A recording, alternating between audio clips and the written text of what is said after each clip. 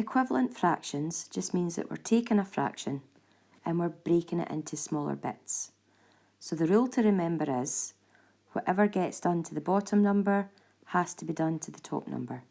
So if I had half of a cake and I cut that in half again, it would make 2/4.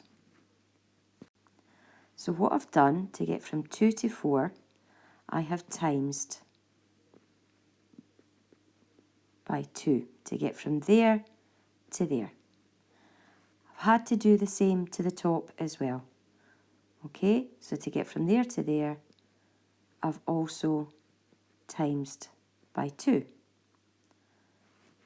So what about if we had 3/4? Now say I want to break that into more bits. I want to break it into 12ths, okay? So my new bottom number is going to be 12. How did I get from 4 to 12? What did I times by? I multiplied by 3. So if I've times the bottom by 3, I have to times the top by 3. So 3 3s are 9. So 3/4 is the same size as 9/12. So let's look at 5/7. Let's find some equivalent fractions for that. So pick a number, let's say 2.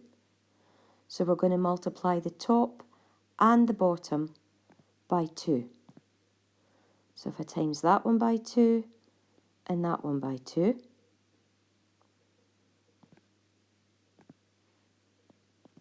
so 5 times 2 is 10, 7 times 2 is 14.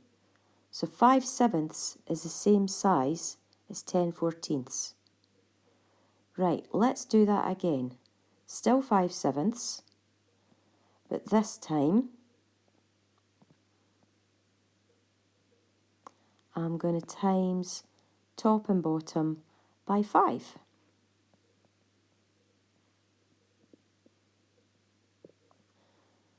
So 5 5s are 25 and 5 7s are 35. So this is still all the same size. So 10/14 is the same size as 25/35.